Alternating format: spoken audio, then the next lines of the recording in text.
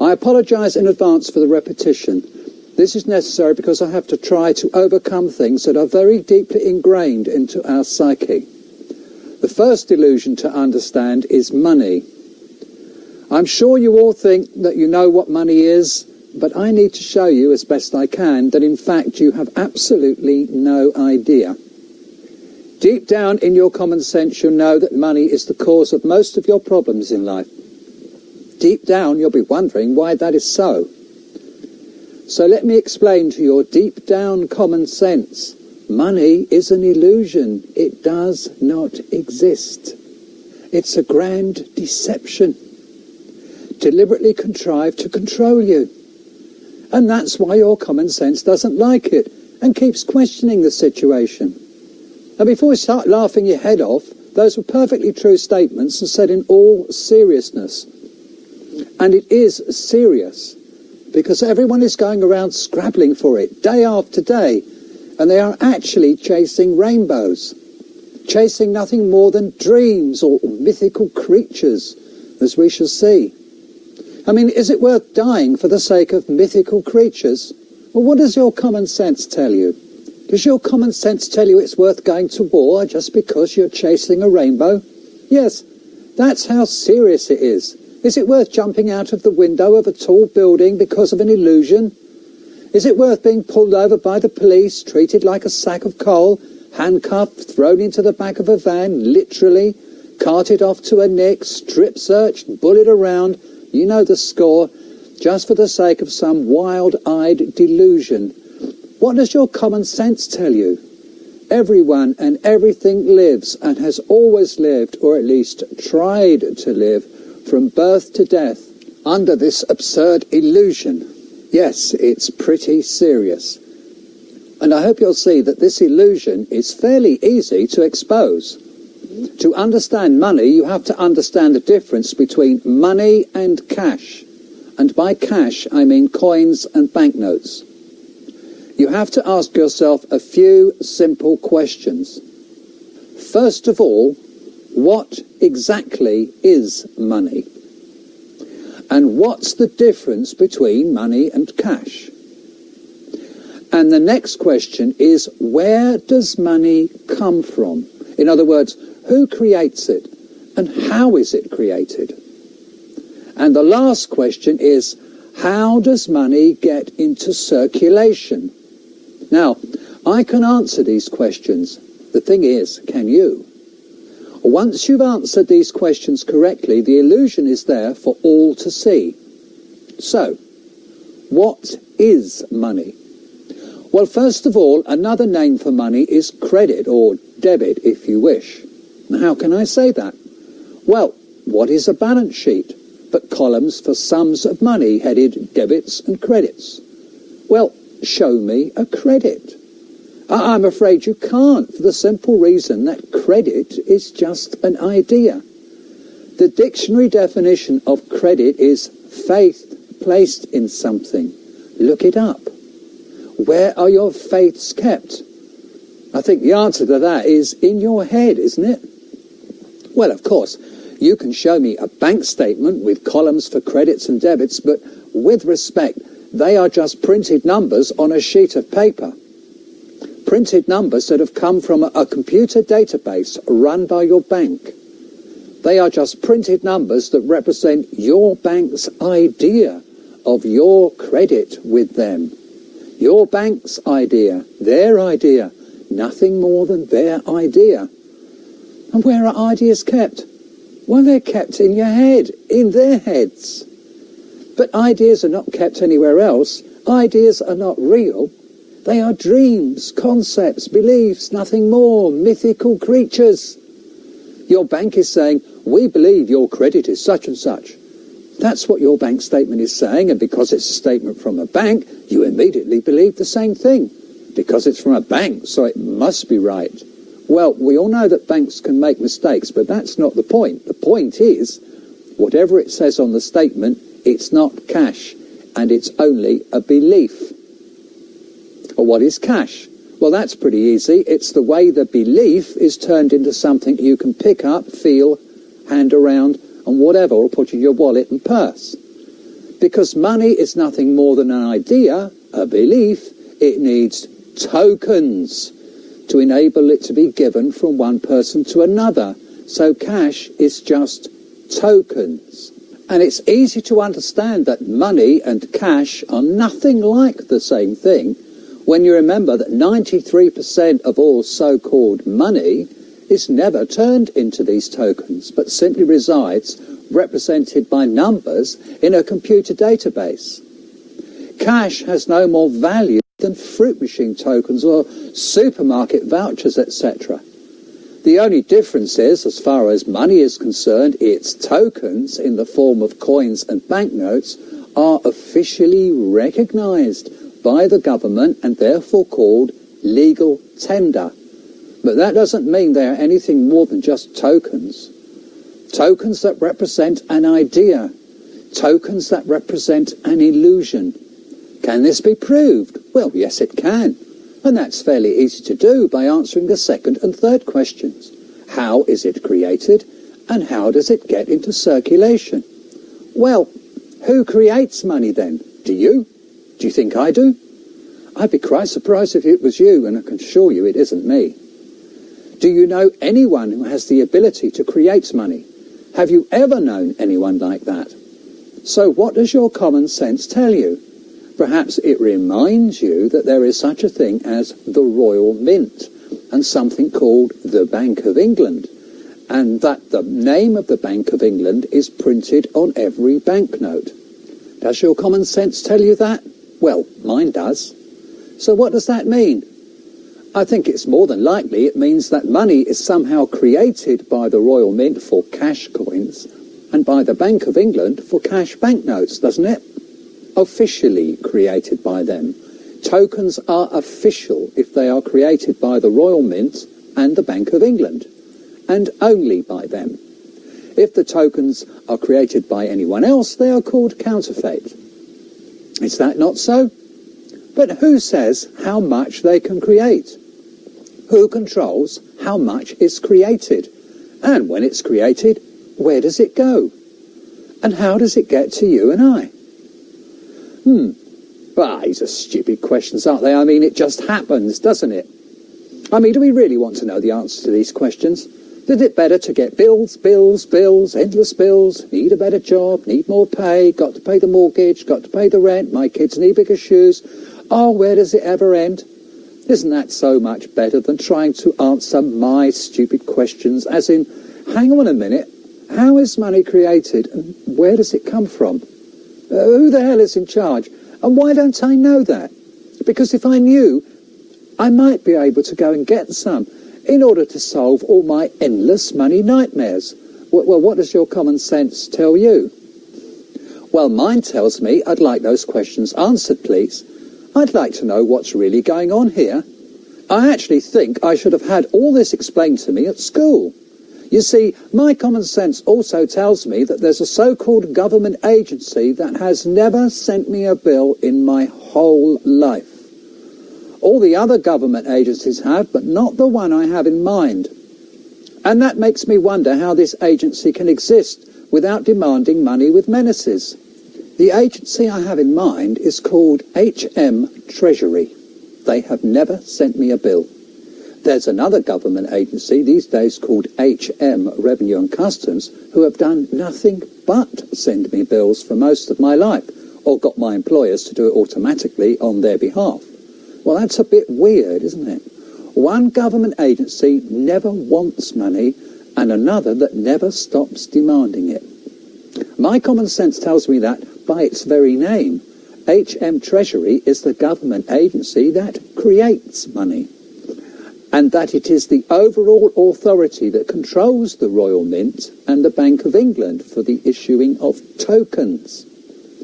And that's why HM Treasury never demands money, because they make it. And they can make as much as they decide, and being HM, they are official.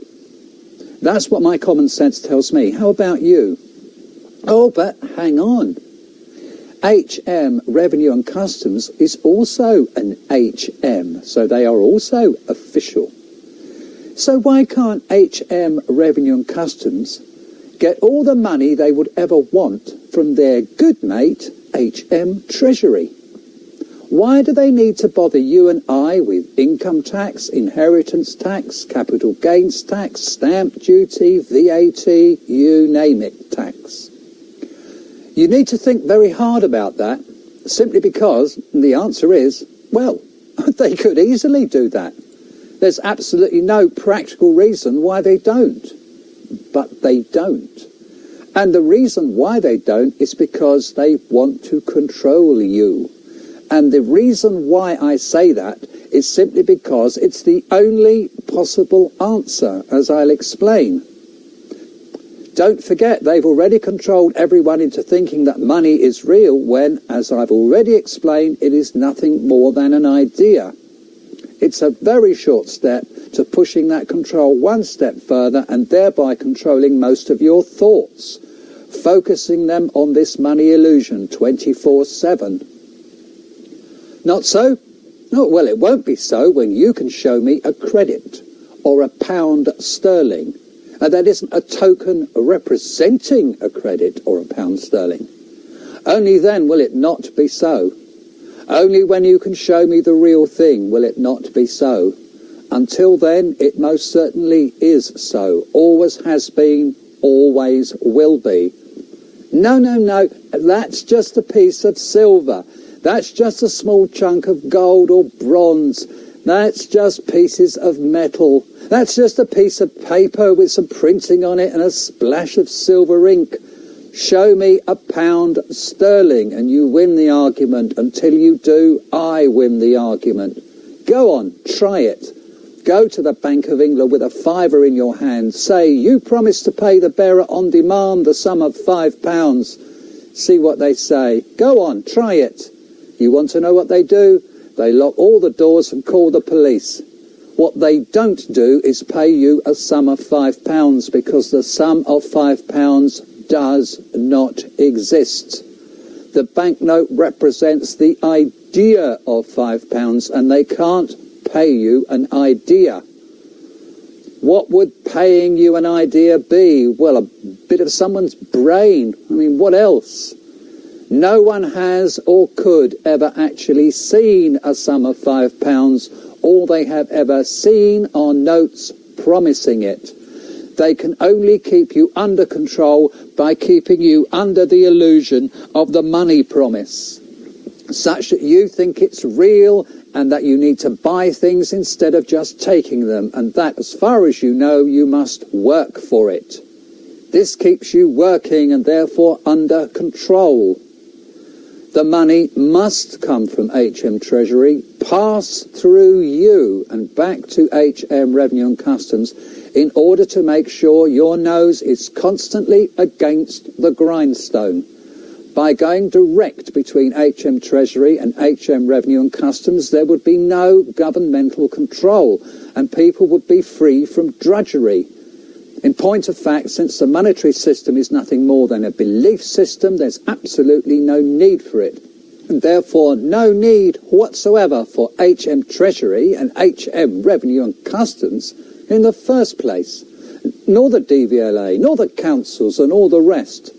It's all very simple. If a government wants to use a monetary system, then it could task HM Treasury to create sufficient money to pay for the maintenance of the roads and the public infrastructures and healthcare, etc. There's nothing stopping it. After all, it was elected to look after these things and it's been given the power to create money, hasn't it? So it must have the power to create what it needs without bothering us again. Put simply, we elect the government to look after these things. We give them the power to create as much money as they would ever need, and all they do is clamp a monkey on our backs by constantly demanding from us, when they are the ones who make it, not us. Well, that's what's actually happening in a nutshell. And if you can't work it out, then the reason is because it is utterly absurd, totally crazy, and nothing more than a mass of illusions, smoke and mirrors. It doesn't work out because it makes no practical sense. The only reason for it is to keep you and I under control, to make sure we have very limited free will and to reduce our free will as much as possible. And that's the world that has been created, and that's what we were born into, and that's what we are passing on to our children. And we are the ones we've all been waiting for, who can put the stop to this disgusting, disreputable, dishonourable, grand deception. You want another example? A practical one? Okay. Consider a farmer, a miller and a baker. The farmer grows the wheat, the miller grinds it into flour, and the baker turns the flour into bread. All three eat the bread and survive quite happily.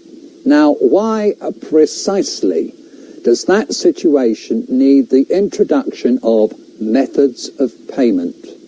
What does methods of payment achieve? Does it grow more wheat or better wheat? Does it grind the flour any finer? Does it bake tastier bread? No, it does none of these things. Methods of payment does not contribute to that process one iota. It's just an unnecessary overhead. But it keeps the farmers, millers and bakers' noses to the grindstone. Why can't the miller just take the wheat and grind the flour, and the baker just take the flour and bake the bread, and the farmer, miller and baker just take the bread and feed themselves and their families? There's no reason at all. Payments is just a completely unnecessary overhead. Payments just supports the deception and some illusion that, for some unexplainable reason, it is somehow necessary. The farmer's incentive for growing the wheat is that by doing so, he will end up with bread to eat. The miller's incentive for milling the flour is that by doing so, he will end up with bread to eat. The baker's incentive for baking, likewise. What does methods of payment have to do with these incentives? Answer, nothing. The incentive is survival, and that's perfectly sufficient for all three. Now, having said that, the stupid illusion of money is still king, of course. Yes, it is stupid because we don't need to live our lives under illusions, do we?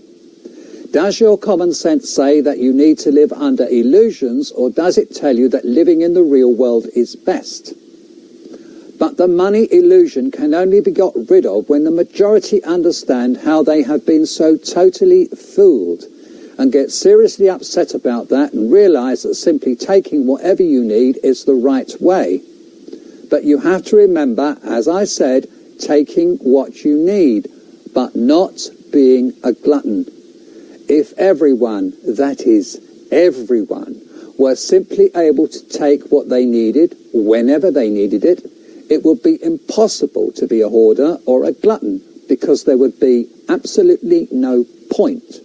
Similarly, stealing would be impossible because it would be a waste of time. What's the point in stealing when you can just go and take one for yourself? I'll round this off with a final example. In the UK, if you take a car on the public road, you must do a few things. First of all, you need to register your car with the DVLA and also take out insurance cover. Well, insurance cover is one thing, and I could discuss it, but the example I have in mind is the registration. The fact is that the process of registration of anything, cars, children, houses, and so on, hands over primary ownership to whoever accepts the registration. Therefore, when the car is registered with the DVLA, they become the owners and you become the keeper. Check your V5C and you will see yourself listed as the keeper. And it also says that the keeper is not necessarily the owner. Now, what's the result of this? Well, if you don't obey the rules, for example, if you don't pay them road tax, then they can come along and take their property because registration handed over ownership to them. And they can have their property crushed in order to teach you a lesson. Well, that's the upshot. But you probably don't believe me. So let's examine a registration of your car just a little bit further, shall we? Well, first of all, what are the benefits of registration? The benefits to you? Think hard. Most people can only come up with one. How can I put this sort of benefit? Which is, well, if I don't, I get hounded to do so, and I may get fined for not doing so. And that's about as close as you get to a benefit for registering your car. In short, registration gets a monkey off your back, and in doing so, it puts a couple more monkeys on your back. I'm talking about the need to pay road tax from then onwards, or to continually explain where your car is located if it is off the road.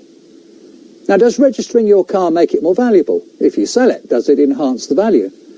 Does it change the size of the car? Does it turn 1,000cc into 2 litres? Does it enhance the colour or convert the interior to wood panelling and luxury? Well, what are the benefits to you? Actually, none whatsoever. So why do they hound you? Hound you to register in the first place and thereafter to stump up road tax?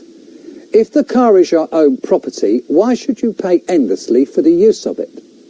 Wasn't it quite enough just to find the money to buy it in the first place? If a football is your property, why should you pay to kick it around? Or your bicycle? Should you pay every year to ride your push bike? But what about travelling by simply walking? Should you register your legs and then be charged yearly for operating them on a public highway? I suggest the sole benefit of registering your car is the benefit to them, the DVLA, another government agency that could get everything they ever needed directly from HM Treasury, if they wanted to. But they don't want to. They want to hound you to register and charge you road tax for no other reason than to control you. And by submitting to registration, they actually own your car. And if they choose, they can do what they like with it. By, of course, getting the police to do all the actual dirty work, because the police have absolutely no idea what's happening in real life. I mean, don't forget, the police live in a world of their own and have even more illusions than the rest of us. Generally delusions of grandeur, under the arrogant assumption that a blue uniform and Masonic regalia conveys some kind of magical properties on the wearer. And that's what's actually happening. And you know this because your common sense tells you what the word submit means. Submitting a registration application is saying, yes, I submit to your will. I submit to you being the owner from now on. I agree that I no longer have any ultimate say in the matter because I'm too stupid to have any will of my own. So just hit me with your rhythm stick as much as you like. Oh, this was all complete rubbish, was it? Well, for your information, the Bank of England actually admitted that money is created out of thin air in their first quarterly bulletin of the year 2008. Page 103, PDF page 105, bottom left paragraph says, banks create money by writing cheques to themselves. By writing cheques to themselves. What does that mean? Think about it. And while you're thinking about it, just remember what happened in the autumn of that same year, when there was a great furore about bank bailouts. Well, these bailouts were just the banks writing a few more cheques to themselves, wasn't it?